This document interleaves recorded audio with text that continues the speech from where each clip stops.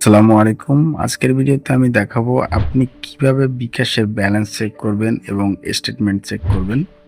তা আমি ১ম এই ম্যানুয়ালি দেখাচ্ছি। ম্যানুয়ালি দেখানোর জন্য আপনার ফোন থেকে আপনি ডায়াল করবেন *247#।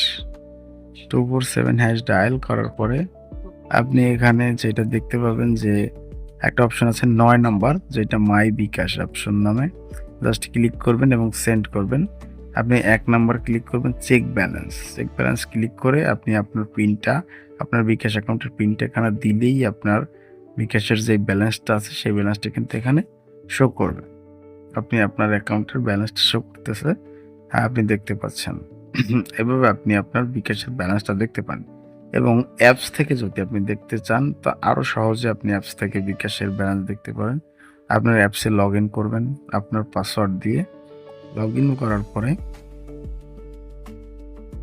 করার পরে আপনি এখানে জাস্ট ব্যালেন্স দেখুন। ব্যালেন্স দেখুন আপনি যদি ক্লিক করেন তো আপনি এখানে ব্যালেন্স দেখতে পাবেন যে হ্যাঁ, আমার ব্যালেন্সটা কিন্তু দেখাচ্ছে এখানে। এবং আপনি এখানে যদি আপনি স্টেটমেন্টে ক্লিক করেন, আপনি দেখতে পাচ্ছেন যে আপনি যেই লেনদেনগুলো করেছেন, সেই লেনদেনগুলো স্টেটমেন্ট এখানে রয়েছে।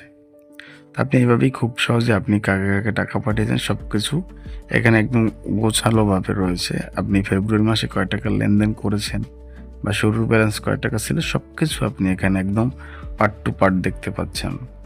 এভাবেই আপনি আপনার গত ৯০ দিনের লেনদেনগুলোকে দেখতে পাবেন এবং চাইলে আপনি আপনার স্টেটমেন্ট বের করে আপনি আপনার যত দিনের লেনদেন ছিল সবকিছু একসাথে দেখতে পাবেন।